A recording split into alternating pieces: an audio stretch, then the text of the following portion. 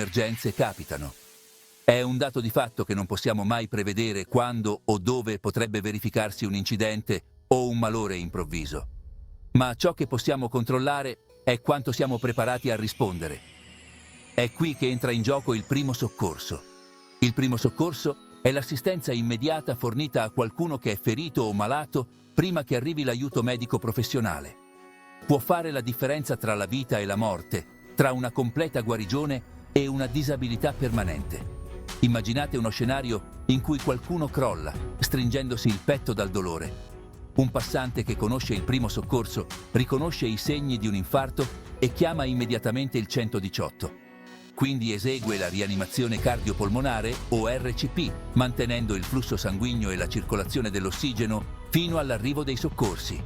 Queste azioni, intraprese in quei minuti critici, possono aumentare significativamente le possibilità di sopravvivenza.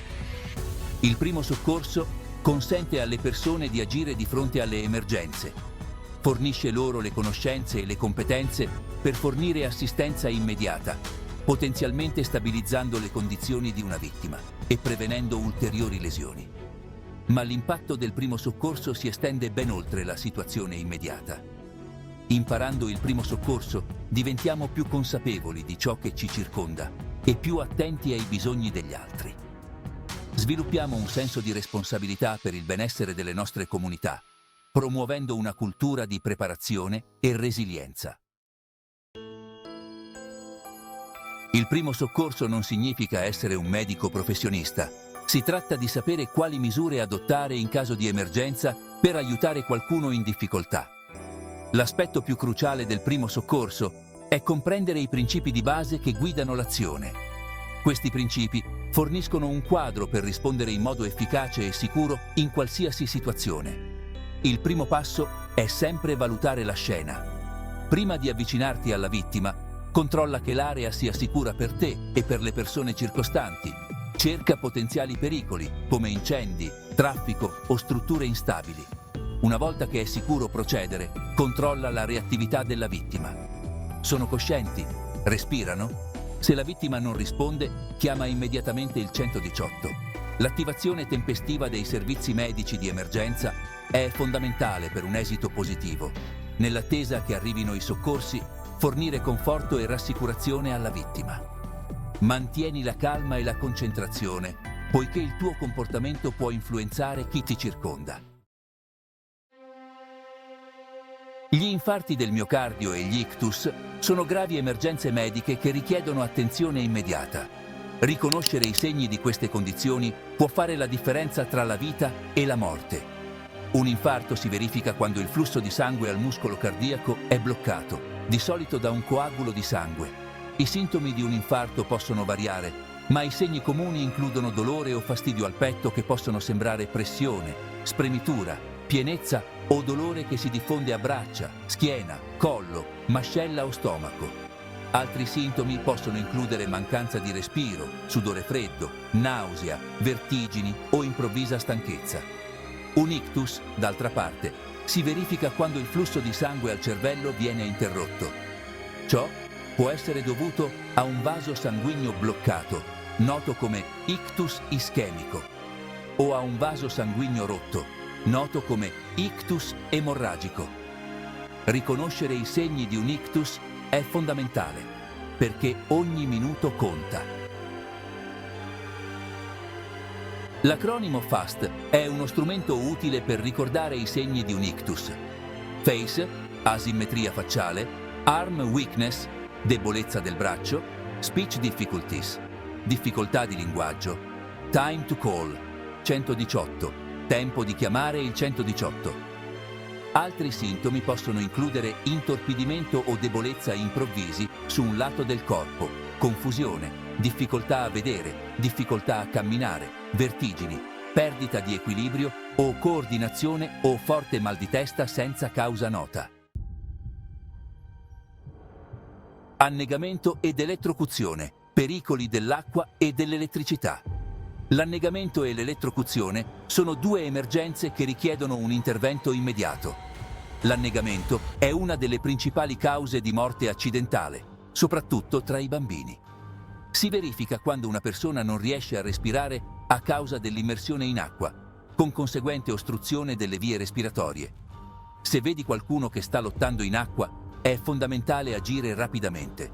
Chiama aiuto e, se è sicuro farlo, prova a raggiungere la persona con un dispositivo di galleggiamento o un oggetto lungo come un ramo o un asciugamano. Non tentare mai di salvare qualcuno in acqua, a meno che tu non sia un bagnino qualificato, poiché ciò potrebbe mettere a rischio anche te. L'elettrocuzione è un altro pericolo potenzialmente fatale che può verificarsi quando qualcuno entra in contatto con una corrente elettrica. Questo può accadere a casa, al lavoro o all'aperto durante un temporale. Se incontri qualcuno che è stato fulminato, il primo passo è garantire la tua sicurezza spegnendo la fonte elettrica, se possibile. Non toccare la persona finché l'alimentazione non è spenta, poiché potresti essere folgorato anche tu. Una volta che è sicuro, controlla la reattività e la respirazione. Se la persona non risponde e non respira, inizia immediatamente la RCP e chiama il 118. Controllo delle emorragie.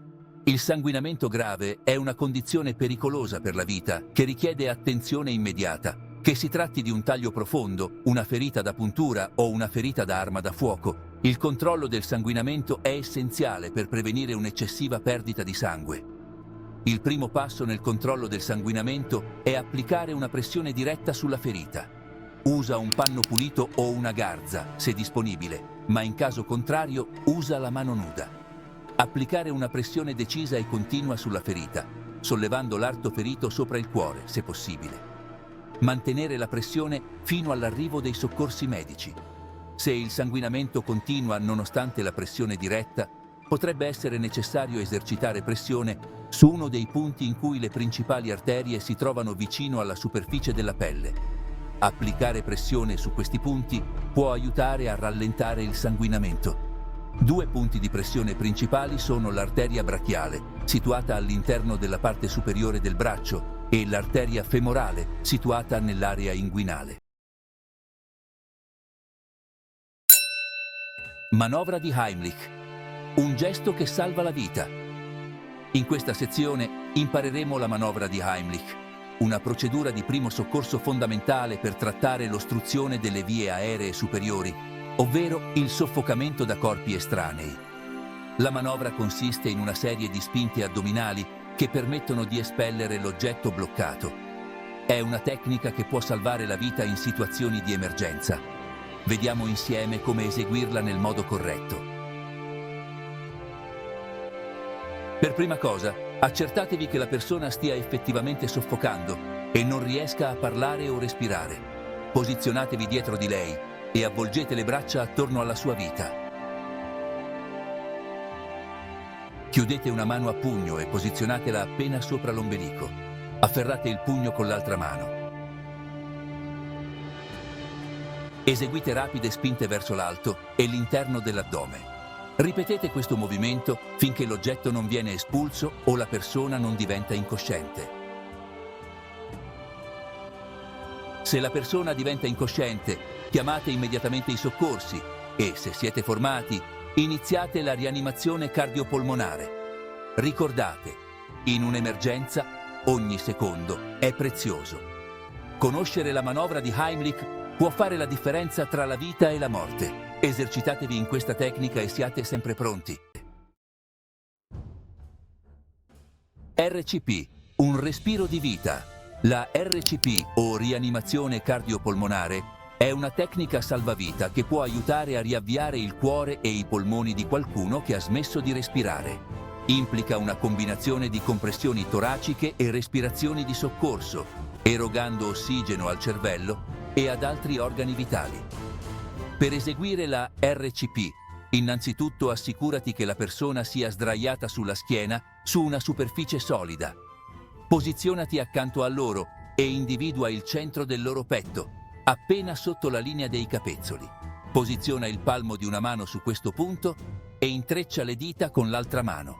Posiziona le spalle direttamente sopra le mani e tieni le braccia dritte. Inizia le compressioni toraciche spingendo forte e velocemente sul torace, comprimendolo di almeno 2 pollici di profondità e ad una velocità da 100 a 120 compressioni al minuto.